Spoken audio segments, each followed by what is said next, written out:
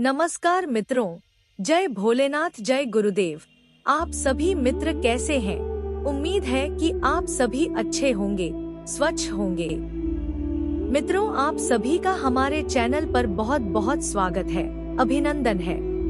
जैसा कि आप सब जानते हैं कि हम धन से संबंधित जो भी समस्या है उसे दूर करने के लिए बहुत सरल और छोटी छोटी उपायों को या साधनाओं को लेकर के आप तक पहुंचाने की कोशिश करते हैं, जिनका प्रयोग करके आप अपनी समस्याओं को दूर कर सकते हैं।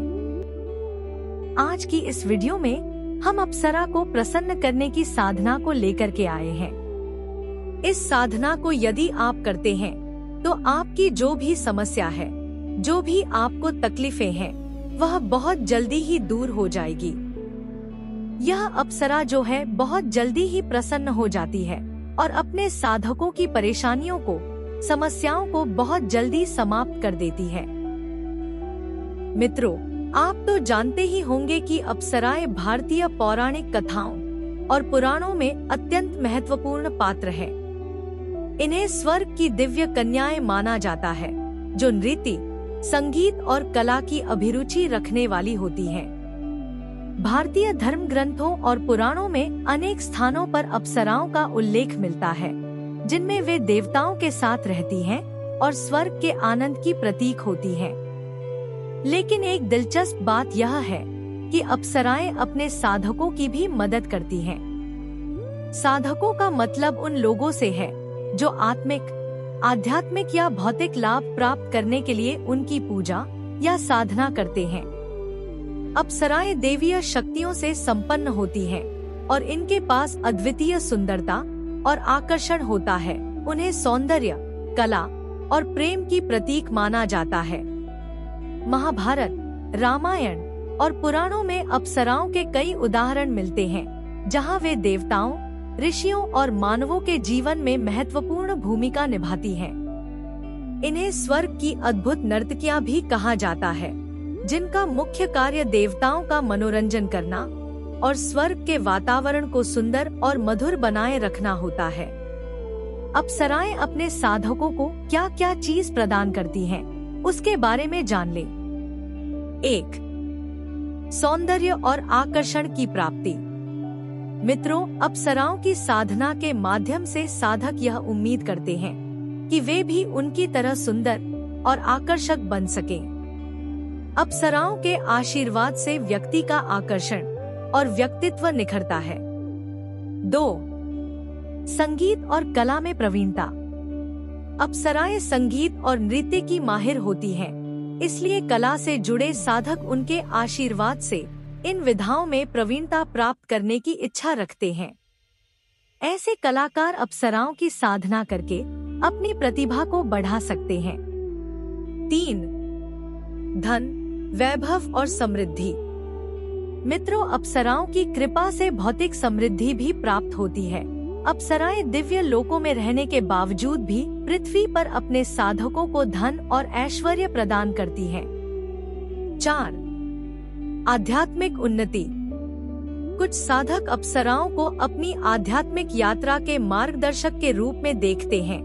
उन्हें विश्वास होता है कि अप्सराएं उन्हें जीवन की विभिन्न कठिनाइयों से उबार सकती हैं और उनके ध्यान और साधना को सफल बना सकती हैं। तो मित्रों, अप्सराओं की साधना करने की सही तरीका क्या है, उसके बारे में समझ लें। अप्सराओं की साधना एक विशेष प्रकार की तांत्रिक साधना होती है, जिसमें साधक उनकी मूर्ति या चित्र के सामने ध्यान करता है। यह साधना अत्यंत नियमबद्ध होती है और इसे करने वाले को संकल्प, संयम और ध्यान की गहरी आवश्यकता होती है। इस साधना में साधक मन को एकाग्र कर अप्सराओं का ध्यान करता है और उनसे कृपा प्राप्त करने की प्रार्थना करता है। कुछ साधक मंत्रों का उच्चारण भी करते हैं, जिनसे उनका ध्यान और अधिक केंद्रित हो जाता है। मित्रों, जब अप्सराएं प्रसन्न होती हैं, तो वे अपने साधक के सपनों में आकर उसे दिशा निर्देश देती हैं या किसी भी माध्यम से अपने साधक के जीवन की कठिनाइयों को दूर करने में मदद करती हैं और उसकी इच्छाओं को पूरा करने का मार्ग दिखाती हैं। अगर इस साधना को करना चाहते हैं तो इसके लिए साधक को अपनी आत्मा, और शरीर को पवित्र रखना होता है और बहुत संयम और अनुशासन के साथ इसका पालन करना पड़ता है।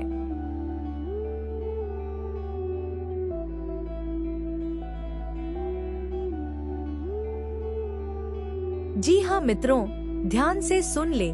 इस साधना को करते समय कई नियमों और परहेजों का पालन करना आवश्यक होता है ताकि साधक साधना में सफलता प्राप्त कर सके और किसी भी प्रकार की नकारात्मक ऊर्जा या बाधा से बच सके।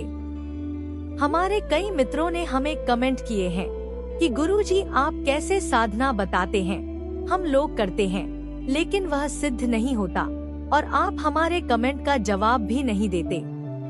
तो मित्रों, हम अपने वीडियो के माध्यम से ही आपके सभी कमेंटों का जवाब देते हैं। आप इन्हें ध्यान से सुने, ध्यान से देखें तो आपको आपकी जो भी प्रश्न है उसका उत्तर मिल जाएगा। तो अप्सरा साधना करने से पहले किन किन बातों का परहेज करना चाहिए वह जान ले। 1. शारीरिक और मानसिक शुद्धि।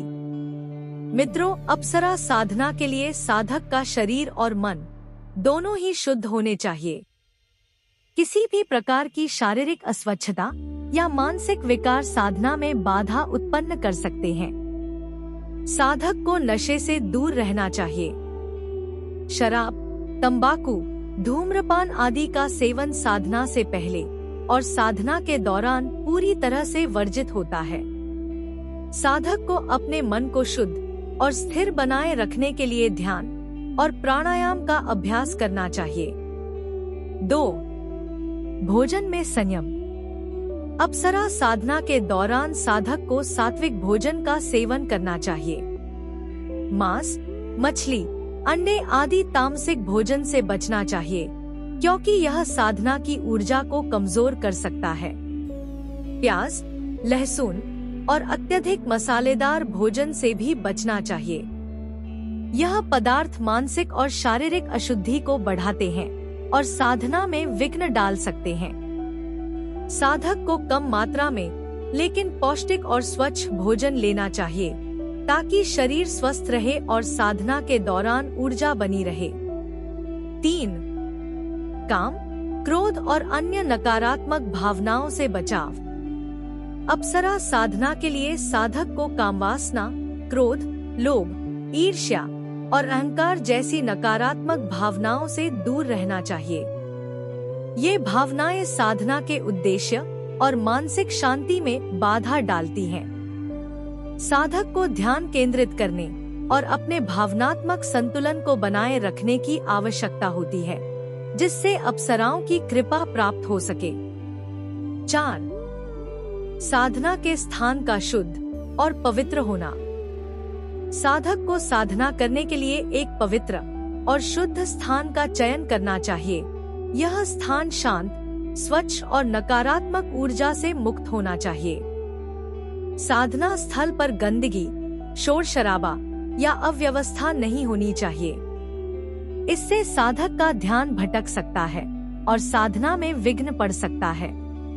नियमित रूप से धूप, दीप जलाकर साधना स्थल को पवित्र करना आवश्यक होता है। 5. आध्यात्मिक अनुशासन। साधक को ब्रह्मचर्य का पालन करना चाहिए। अप्सरा साधना के दौरान किसी भी प्रकार का शारीरिक या मानसिक विकार साधना को बाधित कर सकता है।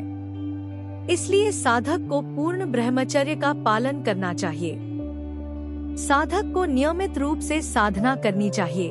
अगर साधक नियमित साधना नहीं करता है तो वह अप्सराओं की कृपा प्राप्त नहीं कर सकता और उसकी साधना असफल हो सकती है। 6. धार्मिक नियमों का पालन। अप्सरा साधना एक धार्मिक और आध्यात्मिक प्रक्रिया है, इसलिए साधक को धार्मिक नियमों और अनुशासन का पालन करना चाहिए। साधक को सत्य, अहिंसा, दया और प्रेम जैसे गुणों को अपने जीवन में उतारना चाहिए।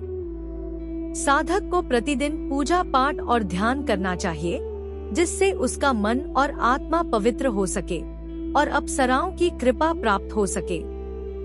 7. नकारात्मक ऊर्जा और बुरे विचारों से दूरी।